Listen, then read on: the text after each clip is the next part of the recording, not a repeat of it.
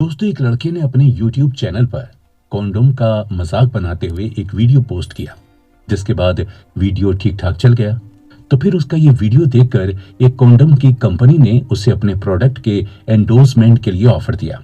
अब क्योंकि लड़के के लिए ये उसके जीवन की पहली ब्रांड डील थी, तो उसने एक ही झटके में हाँ बोल दिया। अब उसके पेरेंट्स को तो इसके बारे में कोई जानकारी थी ही नहीं। और तो और सिचुएशन देखिए, ऐसी आई कि कंपनी ने डिब्बा भर कॉन्डोम उसके घर पर भेज दिए और उस पैकेट को रिसीव पता है किसने किया?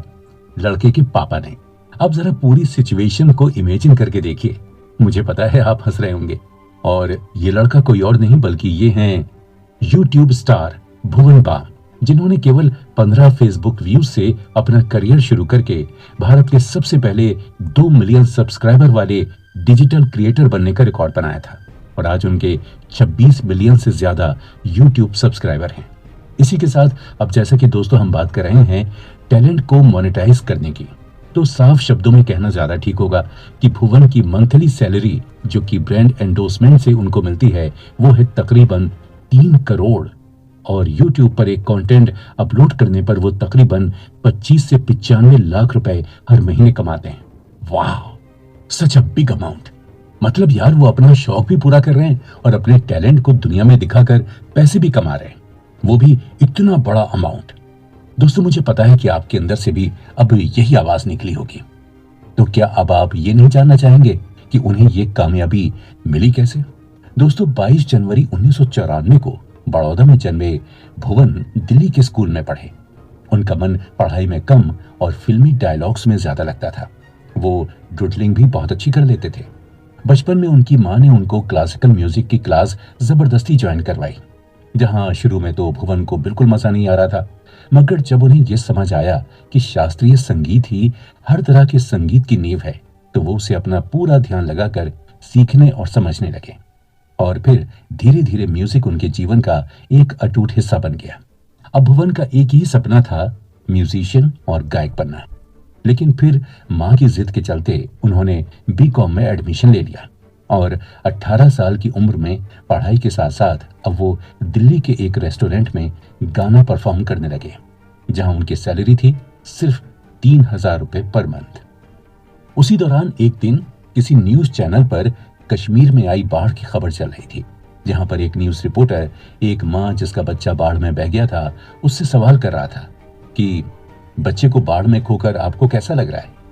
इस सवाल ने भुवन को जैसे झकझोर कर रख दिया। उन्होंने तब अपने नए खरीदे हुए स्मार्टफोन से इसी सवाल पर तंज कसती 15 सेकंड की एक वीडियो बनाई और फेसबुक पर अपलोड कर दी, जिस पर आए तो केवल 15 व्यूज, मगर उन्हें कौन रोक पाया। उन्होंने एक नया फेसबुक पेज बनाया बीबी की वाइन्स नाम से, जिसमें उन्होंने भर भर कर डबल मीनिंग वीडियो से लेकर कॉमेडी वीडियो बना बनाकर अपलोड कर डाले। और 8 महीनों में उनकी फैंस फॉलोइंग 8 लाख हो गई। तब एक दोस्त के कहने पर उन्होंने यूट्यूब ज्वाइन किया और फिर डिजिटल दुनिया में छा गए। दोस्तों, 2020 में भुवन फोर्ब्स मैगजीन के अंडर 30 डिजिटल कंटेंट क्रिएटर की लिस्ट में शामिल थे। 2019 में प्लस माइनस नाम की एक शॉर्ट फिल्म का कंटेंट लिखने पर उन्हें फिल्म फेयर अवार्ड भी मिला था। और 2016 से 2022 तक MTV और TVF के साथ उन्होंने ढेरों प्रोजेक्ट्स किए हैं। और तो और वो अब गाना गाने के अपने सपने को भी पूरा कर रहे हैं।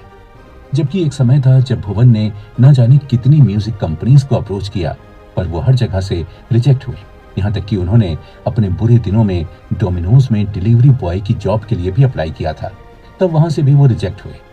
पर रिजेक्शन को उन्होंने कभी निराशा में बदलने नहीं दिया, बल्कि आज भी भुवन हर कंटेंट को यूट्यूब पर डालने के बाद 30 मिनट तक ऑनलाइन बैठकर क्रिटिसिज्म पढ़ते हैं। फिर सोशल मीडिया पर लाइव आकर अपने फैंस से बात करते हैं और अपनी गलतियों से सीखकर वो अगली बार कुछ और नया करने की कोशिश करते रहते हैं। और यही बात उन्हें हर बार पहले से और ज्यादा कामयाब बनाती है। दोस्तों, आज भी भुवन बाम इतनी भीड़ में सबसे अलग दिखते हैं, लेकिन ऐसा नहीं कि उनको कंपटीशन देने वाला कोई है ही नहीं। कंटेंट क्रिएटर्स तो बहुत हैं, पर फिर भी भुवन ने जो जगह बनाई है वो कोई और नहीं ले पाया। जानते हैं क्यों? क्योंकि भुवन में जज्बा है। जज्बा है कुछ अलग कर दिखाने का।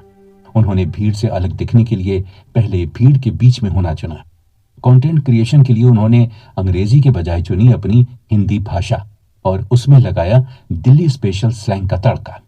जहां बाकी लोग किसी का मजाक बनाना ह्यूमर मानते हैं, वहीं भुवन कुछ इस तरह की स्क्रिप्ट लिखते हैं कि आखिरी में कुछ न कुछ सबक सीखने को मिलता है। उनकी टारगेटेड ऑडियंस है कॉलेज जाने वाले यूथ और मिडिल क्लास फैमिलीज। उनके वीडियोस हमारी ही रोजमर्रा की समस्याओं पर बने होते हैं, जिसमें एक तरह का सटायर होता है। अगर आप उन्हें देखते हैं तो आपको जरूर पता होगा कि भुवन ने अपनी स्क्रिप्ट में जो 19 कैरेक्टर्स दिखाए हैं, जिन्हें देखने पर लगता है कि अरे यार, ये तो मेरे ही घर और आस पड़ोस की बात हो रही है। दरअसल वो कैरेक्टर करते तो अकेले भुवन ही हैं, लेकिन रियल लाइफ में वो कैरेक्टर्स काल्पनिक नहीं बल्कि भुवन के परिवार वाले ही हैं। खासकर टीटू मामा का कैरेक्टर। इसी टीटू के नाम पर उन्होंने एक शो भी शुरू किया, टीटू टॉक्स, जिसमें उन्होंने कई बॉलीवुड और हॉलीवुड स्टार्स का इंटरव्यू भी लिया, जिसमें सबसे ज्यादा व्यू वाला इंटरव्यू बना उनका जॉनी सीन्स के साथ वाला वीडियो। ये वीडियो इस बात का सबूत है कि भुवन एक्सपेरिमेंट करने से कभी भी नहीं डरते। दोस्तों, भुवन से जो एक सबसे इंपॉर्टेंट बात सीखने को मिलती है वो ये है कि वो अपने दुख को अपने काम पर हावी नहीं होने देना है। भुवन के भाई अमन, जो कि अभी पेशे से पायलट हैं, उनके एक्सीडेंट के बाद भुवन टूट से गए थे, मगर उन्होंने अपने किसी भी वीडियो कंटेंट से कभी जाहिर नहीं होने दिया कि वो किसी तरह के दुख से गुजर रहे हैं। इसके बाद 2020 में कोविड के कहर में भुवन ने अपने माता पिता दोनों को खो दिया, जो कि उनका सबसे बड़ा सपोर्ट सिस्टम थे। पर फिर भी भुवन डटे रहे और हंसाते रहे हम सबको। ऐसे ही भुवन की एक और बात उन्हें सबसे अलग बनाती है, और वो ये है कि वो ब्रांड एंडोर्समेंट के नाम पर कुछ भी ऐसा कंटेंट नहीं बनाते जो कि स्क्रिप्ट को सूट ना करे। उनके चुने हुए ब्रांड उनकी स्क्रिप्ट में आसानी से फिट बैठने वाले होते हैं। जैसे कॉन्डोम वाली ब्रांड को प्रमोट करना भी अनप्रोटेक्टेड सेक्स और सेक्सुअल अवेयरनेस का हिस्सा था। लेंस कार्ट का प्रमोशन वो अपनी स्क्रिप्ट कैरेक्टर को लेंस कार्ट के ग्लासेस पहनाकर करते हैं, यानी कि उनकी वीडियो में कोई भी ब्रांड की एंडोर्समेंट जबरदस्ती थोपी हुई नहीं लगती। इससे ये पता चलता है कि ये सिर्फ भुवन और उनकी टीम के लिए कमाने भर की बात नहीं, बल्कि लोगों को अपने साथ बांधे रखने की बात है, विश्वास पर खरा उतरने की बात है। इस किताब के लेखक हर्ष और मनीष ने जब किताब लिखते वक्त भुवन से बात की थी, तो भुवन ने बताया कि किस तरह से वो शुरू में वीडियोस केवल मस्ती के लिए बनाते थे, मगर अब उन्हें ये सब एक सोशल जिम्मेदारी सा लगता है। वो हर वीडियो, हर कंटेंट में कुछ मीनिंगफुल डालने की कोशिश करते हैं। भुवन कहते हैं कि जिस दिन आपने अपने आप को 30 मार खान समझ लिया, वो दिन डिजिटल दुनिया में आपका आखिरी दिन होगा, क्योंकि यहाँ हर पल नया चाहिए, हर पल अनोखा चाहिए। कंटेंट भले ही कम हो पर क्वालिटी कंटेंट हो। दोस्तों, भुवन की एक बात जो मुझे प्रभावित कर गई वो ये कि हमेशा सेल्फ डाउट में रहो, क्योंकि सेल्फ डाउट से निकलने के लिए आप हर बार पहले से और ज्यादा मेहनत करते हैं। और दूसरा ये कि कुछ अलग करने की आग है तो जरूर करो, पर अपनी एजुकेशन से कॉम्प्रोमाइज कभी मत करो। भुवन का डाउन टू अर्थ नेचर इसी से पता चलता है कि उन्होंने कभी भी अपने परिवार वालों और दोस्तों के सामने ये नहीं दिखाया कि वो कोई सेलिब्रिटी बन चुके हैं। यहाँ तक कि एक बार जब भुवन के पिता ने उनको साथ में शॉपिंग चलने को कहा, तो पहले तो भुवन ने कहा कि उनकी वजह से भी भीड़ इकट्ठी हो जाती है और ट्रैफिक जाम हो जाता है, जिस पर उनके पिता को बिल्कुल भरोसा नहीं हुआ और जिद के आगे मजबूर होकर भुवन चले तो गए शॉपिंग पर, मगर उनके मार्केट पहुंचने पर उन्हें देखने के लिए सच में इतनी भीड़ इकट्ठी हो गई कि पुलिस को बुलाना पड़ा ट्रैफिक संभालने और भीड़ हटाने के लिए। यहाँ तक कि पुलिस ने ही भीड़ में गुम हुए भुवन के माता पिता को खोज कर दिया। बताइए, हम में से अगर ऐसा वाकया किसी के साथ हो तो हम तो अपने आप को भाई क्लाउड 9 पर समझेंगे। तो दोस्तों, इसी से आप अंदाजा लगा लीजिए कि भुवन किस नेचर के हैं, क्योंकि बेफिक्र होकर ही आप अपने काम से ईमानदारी दिखा सकते हैं। दोस्तों, प्रेशर में तो बस चावल से खिचड़ी बनती है, मगर बिरयानी का स्वाद तो धीमी आंच पर ही आता है। क्यों दोस्तों, आ गया ना मुंह में पानी। तो भाई, ये थी भुवन बाम की कहानी, और अब अगले